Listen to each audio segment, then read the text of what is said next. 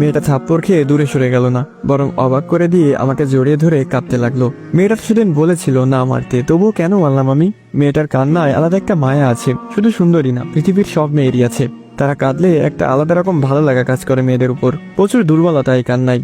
বাস্তবিক জীবনে এই কান্নার কারণেই একটা মেয়ের প্রেমে পড়েছিলাম। সে কথা না হয় অন্য একদিন বলবো। মেয়েটার গালের দিকে তাকিয়ে দেখলাম ফুলে গেছে খানিকটা। মেয়েটার কান্না থেমেছে, তবুও ছাড়েনি আমাকে, সেভাবেই জড়িয়ে ধরে আছে, বরং একটু শক্ত করেই ধরেছে।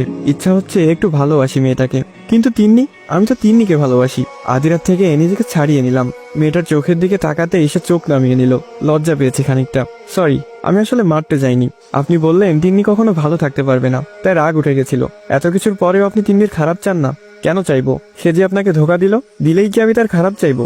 এটা ভালোবাসা নারীরা। কাউকে ভালোবাসলে পুরোটা দিয়েই বাসতে হয়। সে থাকুক আর নাই থাকুক, খারাপ কেন চাইবো? সবসময় চাই সে ভালো থাকুক। মেয়েটা কিছুক্ষণ অবাক দৃষ্টিতে তাকিয়ে রইল আমার দিকে, তারপর বলল, আপনি আমাকে একটু ভালোবাসবেন? বেশি না, তিন্নি আপুর অর্ধেক বা তার অর্ধেক। উত্তর না দিয়ে চলে আসলাম। এটাই ভালো নয় কি? যখন উত্তর থাকে না তখন পালিয়ে যাওয়াই ভালো। মেয়েটাকে যত দেখছি ততই অবাক হচ্ছি।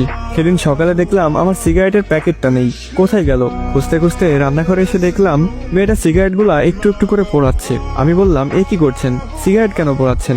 চুপচাপ দেখুন কি হয়। কি হবে? সিগারেট পুড়ে যাচ্ছে। হ্যাঁ, ঠিক এভাবে হৃৎপিণ্ডটাকেও পোড়াচ্ছে এই সিগারেট। তো শুনুন, আপনি আজ থেকে সিগারেট কম খাবেন। দুই একটা চলবে, তবে প্যাকেট প্যাকেট খাওয়া বন্ধ। আমি চাই না আপনাকে এত তাড়াতাড়ি হারিয়ে ফেলি। ধরুন আপনি আমাকে মেনে নিলেন, কিন্তু সেটা আজ থেকে 10 বছর পর, আর তখন আপনি ক্যান্সারে আক্রান্ত। আমি কি করব তখন? এটারও কোনো জবাব দেয়নি। মেয়েটা বড্ড বোকা, আবার ভীষণ চালাক। বোকামিটা বাইরে বাইরে, তবে ভিতরে প্রচুর চালাকি, এমনটাই মনে হয় আমার। সন্ধ্যা হলো, মেয়েটা ব্যালকনিতে দাঁড়িয়ে চা খাচ্ছে। মেয়েটা আবার শাড়ি পরা শিখলো কিভাবে? থাকতো তো আমেরিকাতে, সেখানেও শাড়ি পাওয়া যায় নাকি? কালো একটা শাড়ি। বরাবরই কালো রংটা আমার পছন্দের, গায়ের রঙের সাথে বেশ মিলে যায়, তাই অতিরিক্ত পছন্দের কারণ। আমি আদিরাকে না ছুঁয়ে কল্পনা করলাম তিন্নি থাকলে হয়তো এখন তাকে পেছন থেকে যেয়ে জড়িয়ে ধরতাম, হয়তোবা খোলা জায়গাটুকুতে একটা কিসও করতাম। আদিরাকেও করতে পারি, সে মানা করবে না, তবে অবাক হবে, বেশ অনেকটাই অবাক হবে। বেশিক্ষণ তাকালাম না, কারণ যৌনতা একবার বাসা বাঁধলে ভালোবাসা তখন উড়ে যায়। মাথায় থাকে না স্বাভাবিক কণাগুলা, তখন পুরো পৃথিবী জুড়েই শুধু নারীর দেহ আর যৌনতার ঘ্রাণ ভাসে। সামনে সুন্দরী বউ, পেছনে দাঁড়িয়ে থাকা ছেলেটা কখনো ভালোবাসা নিয়ে ভাববে না, অন্তত বাঙালিরা তো কখনোই নয়। বাঙালির স্বভাব হলো ধরতকটা মার পেরেক।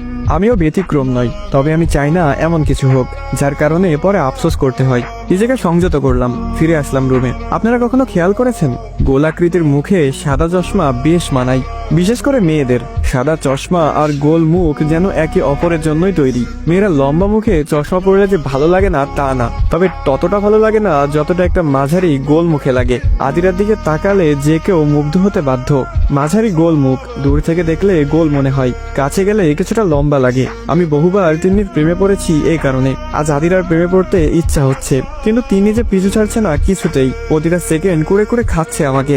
সারাদিন যতই দূরে থাকি, রাত হলেই এক বিছানায়, মাত্র কয়েক ইঞ্চি দূরে শুয়ে কেউ আমাকে ভালোবেসে যাচ্ছে গোপনে, আর সেটা আমি জানি, তবুও কিছু বলতে পারি না। মাঝে মাঝে প্রচন্ড খারাপ লাগে আদিরা মেয়েটার জন্য। আমি চাইলেই কি পারি না মেয়েটাকে হাসি খুশি রাখতে? সত্যি কি পারি? যদি পারবোই তবে কেন করছি না? ও হ্যাঁ, তিন্নি, মেয়েটাকে ভালোবাসতাম, সে তো চলেই গেছে, তবে আমি কেন এই মেয়েটাকে কষ্ট দিব প্রতিনিয়ত? হ্যাঁ, এগুলো আমি ভাবি, তবে দিন শেষে আদিরার দিকে তাকালে সেই তিন্নিকেই দেখি আমি। মেয়েটার স্মৃতি যে পিছু ছাড়ছে না কিছুতেই। কিভাবে ভুলে যাব তাকে? কোনো উপায় আছে কি? পাশ থেকে মেয়েটা চিমটি কাটলো, ব্যথায় উফ করে উঠলাম আমি। মেয়েটা আমাকে নিয়ে খেলছে, খেলুক, আমি বরং কিছুটা ঘুমাই। মেয়েটা আর কিছু করলো না। এরপর থেকে প্রায় রাতে খেয়াল করতাম আদিরা আমাকে প্রচন্ড জড়িয়ে ধরে ঘুমাচ্ছে। আগে উল্টো হয়ে ঘুমাতাম, আমার পিঠের সাথে মেয়েটা ব্যথা পেত, তাই এখন তার দিকে ফিরে ঘুমাই। বুকের সাথে পারলে মিশে যায় মেয়েটা। মাঝে মাঝে ঘুম ভাঙলে খেয়াল করি মেয়েটা কেঁদেছে, কেঁদে চোখ মুখ ফুলিয়ে ফেলেছে। আমি দীর্ঘ নিঃশ্বাস ছাড়ি। এছাড়া আর কি করব? আজ রাতে হঠাৎ তিন্নি বলল, একটা কথা বলবো, রাগ করবেন? কি কথা? তিন্নি বলল, আগে বলুন রাগ করবেন কিনা। রাগ করার মতো কথা হলে রাগ তো করবই না। থাক, তাহলে বলবো না। আপনি রেগে গেলে মারেন, আমি কখনো মার খাইনি, সেদিনই প্রথম। প্রচুর ব্যথা লাগে আপনি মারলে। মেয়েটার কথায় না হেসে পারলাম না। মেয়েটা যেন মুহূর্তেই মন ভালো করে দিতে পারে, আবার চাইলেই ঝলমলে রোদের দিনেও আষাঢ়ের মেঘ জমাতে পারে। বলুন কি বলবেন, রাগ করবো না। আমি কি আপনাকে একটা কিস করতে পারি প্লিজ? আমার খুব ইচ্ছা লিপ কিস করার। মেয়েটাকে কি আবার মারবো নাকি কিস করব? মনে হয় এবার ওরা দুইটা চর বেশি মারা উচিত। আসসালামু আলাইকুম গাইস, কেমন আছেন সবাই? আশা করি সকলে খুবই ভালো আছেন। তো এখানে শেষ হয়ে যায় বেলি ফুল পর্ব 3। যদি নেক্সট পার্ট লাগে তাহলে অবশ্যই কমেন্ট করুন, কারণ আপনাদের প্রতিটি কমেন্ট এবং লাইক আমাকে পরবর্তী ভিডিও বানাতে উৎসাহিত করে। তো ভিডিওটি কেমন লেগেছে সেটি অবশ্যই কমেন্ট করে জানাবেন। ইউটিউব থেকে দেখে থাকলে অবশ্যই সাবস্ক্রাইব করবেন এবং টিকটক ফেসবুক থেকে দেখে থাকলে অবশ্যই ফলো করে দিবেন আর মন থেকে এই ভাইয়ের ভালোবাসা নেবেন। আর আমাদের প্রতিটি ভিডিও টিকটকে আপলোড হওয়ার 1 ঘন্টা আগে ইউটিউবে আপলোড হয়ে থাকে। তো আমার টিকটক আইডির বায়োতে আমার ইউটিউবের লিঙ্কটা দেওয়া আছে, সেখান থেকে গিয়ে সবাই আমার ইউটিউব চ্যানেলটা সাবস্ক্রাইব করে রাখতে পারেন প্রতিটি গল্প সবার আগে দেখার জন্য। তো আজকের মতো এই পর্যন্তই। ভালো থাকবেন, সুস্থ থাকবেন। আল্লাহ হাফেজ গাইস।